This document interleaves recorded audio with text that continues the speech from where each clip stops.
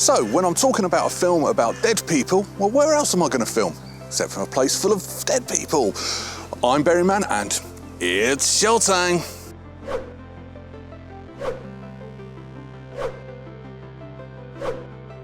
Beetlejuice is a 1988 American fantasy comedy film directed by Tim Burton. The film tells the story of the Maitlands, a recently deceased couple whose home has been bought out by the Dietzes and they want them out. So they make a deal with a bio-exorcist by the name of Beetlejuice, only to find that the solution is worse than a problem. When the film was released, it was a critical and a commercial success. But what have I, the nitpicking YouTuber, found? Well, join me, Berryman, as I discuss 10 things wrong with Beetlejuice. Number 10. Batman. Michael Keaton plays Beetlejuice and he plays it fantastically brilliantly. However, it did nearly come at a cost, and that cost was his biggest role of Batman. Yep, this film nearly cost Michael Keaton playing Batman, the man who actually reinvented Batman. The whole voice changing from Bruce Wayne to Batman, that was down to Michael Keaton's performance, and we nearly never got that, all thanks to this film. Number 9. Ratings.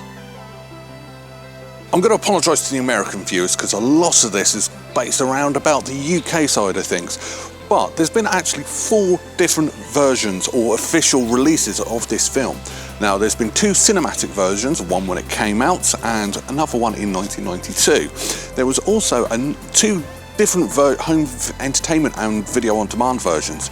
Now, 3 of these are all rated 15. The original cinematic version, which comes in at 92 minutes, and then there's the 2 home entertainment versions, which both running about 88 minutes. Why the cut if it's the same rating? Normally you cut things out to lower the rating. And this is where the confusion comes in, because the second version that came out in the cinema, which was in 1992, was actually released at a 12A at 93 minutes, even longer. So they've put more stuff in and got a lower rating. How does that work? Number 8, costumes. Now, I know this section is titled costumes. I'm not really going to say anything bad about the costumes because they are absolutely brilliant. In fact, kudos to Geena Davis and Alec Baldwin, who spent the entirety of the shoot in the same clothes. But that's where the issue is. Not with Geena Davis, with Alec Baldwin, because those clothes are actually borrowed from another film. 3 Men and a Baby. 2 films further apart from each other than you would believe. But he is actually wearing the same shirt that Tom Selleck wore in 3 Men and a Baby. Talk about cutting corners for your budget. Number 7. Where's Beetlejuice? This is another thing I do say quite a lot in my videos, but when a film is titled after a particular character, you don't really see much of that character. And this film's no exception. In fact, Beetlejuice, bar a couple of little droplets here and there, doesn't properly appear in this film until the 45-minute mark. This film is only an hour and a half long. And what makes it even worse in regards to this film is Beetlejuice is only in this film for about 14 and a half minutes. Now, credit to Michael Keaton, because he has played the Beetlejuice so well. He is the most memorable thing about this film, but the fact of his lack of screen time, he managed to film all his parts in 2 weeks. But we want to see Beetlejuice. He was the best thing about this film. Number 6, ghost rules. Yeah, what are the rules of being a ghost in this film? I mean, Beetlejuice comes about by saying his name 3 times. Barbara seems to have these special powers. When she says home, home, home 3 times, she goes back home. But is that a rule? Do they have to do that? Why can they sometimes see the ghosts and sometimes they can't see the ghosts? I mean, the biggest example is when the Maitlands are in the office and they walk in and they see Barbara holding his head and the dead body. They can't see it, but she's holding a knife. Now that knife isn't hers, it isn't theirs, so that knife shouldn't be invisible. In fact, when the people walk in, they will just see a knife in the air. Why can't they see that? It doesn't make really much sense why some can do it, some can't. Sometimes it works, sometimes it doesn't. it is all over the place. Number 5, how people died. One cool feature of this film is when you see all the dead people, you actually see how they all died. The girl that was chopped in half, the girl that sliced her wrist, the bloke that hung himself, and I don't want to know what actually happened to Geena with the great big slice across her neck. But the Maitlands don't really show how they died. Now, granted, they did drown, so there was nothing physical, but wouldn't they stay wet? Now, there is actually a behind-the-scenes reason for this, is they thought it was going to be unfair, unpractical, and really hard to pull off keeping the actors wet for the entire of the shoot, but it doesn't flow on with everyone else's dying. They should have been wet. Literally, action, throw a bucket of water on them, let's go. But realism sometimes can actually add that little bit more to films like this. Number 4, photos. So, as we are approaching the climax of the film, the Dietzes have this plan to turn the town into a centre of paranormal activity. Maybe I should do a film on paranormal activity. Anyway, got off topic. Their proof is these photos that are taken by Lydia to try and prove that the ghosts are real. And that is where the error lies, because she took the photos on Polaroids.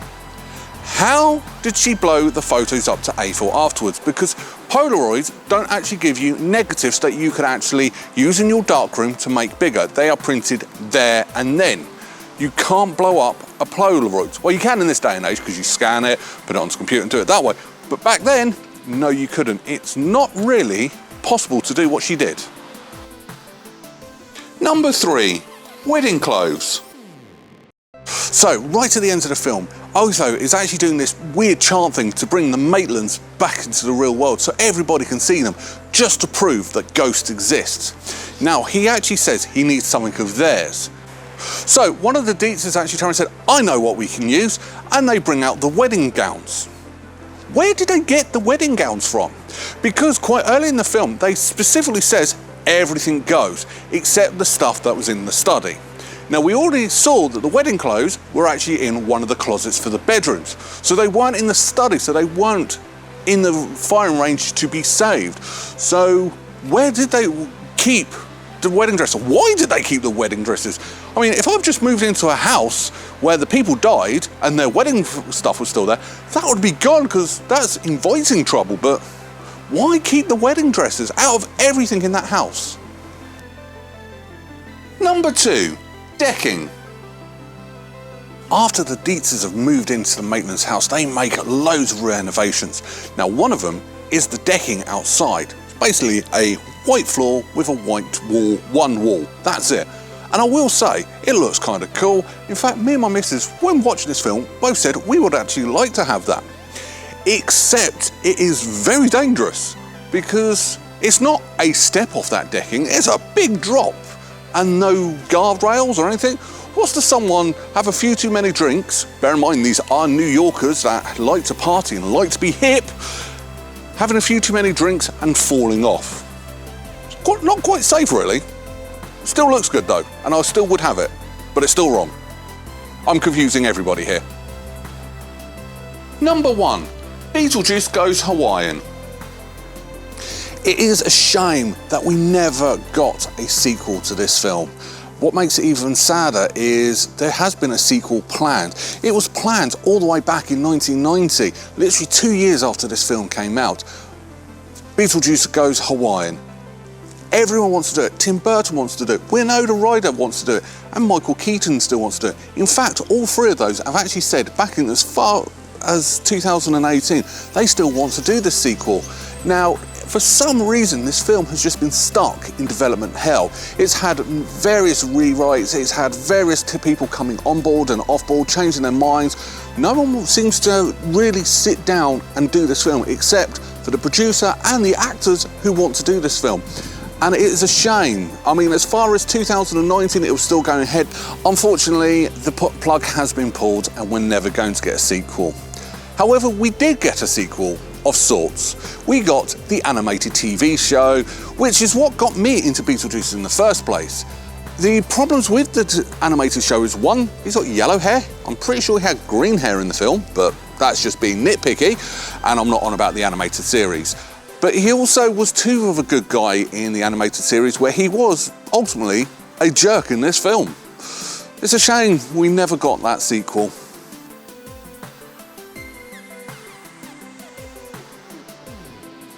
So what do I think of this film? Well, ultimately, it is a good, fun, enjoyable film as an adult. Now, when I was a kid, I used to be a huge fan of the animated TV series. That's what got me into liking Beetlejuice in the first place. Now, the first time as a child watching Beetlejuice, I didn't quite get it. I didn't quite understand the jokes, and Beetlejuice being the bad guy, I didn't like. So, as an adult, I do have a newfound understanding in this film. I actually understand the jokes, I get the jokes, stuff that as the child me, it went over my head. So it's actually an enjoyable film to watch. So much so, I managed to actually get my girlfriend's daughter to watch this film with us, and she laughed through the film as well. But then again, that child is quite sick and twisted, but that's another matter. The cinematography on this film is actually brilliant, especially when you take into account that this is a cheap film. It was actually done as a cheap film, low budget, and it made so much money. Danny Elfman, you could see his Batman tones in this film, obviously before he did Batman. A lot of the cast went over to do Batman afterwards, and you can tell it has the same feel, it has the same style. There's not really much wrong with it. I mean, I was going to put down that the overactingness of Geena Davis and Alec Baldwin, but because this is a cheap, funny, silly film, it actually flows with it. Now, I know Alec Baldwin isn't a big fan of this film, and he hates his performance of this film, but I actually like it. It works. His goofiness and his silliness shows off, and it works in this film. If he tried doing it seriously, I don't think it would have worked. But this film ultimately is about the Maitlands. It is about Geena Davis and Alec Baldwin, and Beetlejuice, the titular character, has been reduced to a background character, and that is what does let the film down. But overall, what am I going to rate this film? Well, because it is a cheap, cheesy film, I can't give it a 10 out of 10. It just doesn't warrant that. But it ultimately is still a good film, so I am going to give it an 8 out of 10 berries. But that's what I think. What do you think? Did you enjoy this film? Do you hate this film? Let me know in the comments below, and I'll look forward to reading more. On to next week. Well, we are going to do a film that is about rabbits and ducks and basketball. That's a bit of an easy clue. Come back next Sunday. Take care. Bye-bye.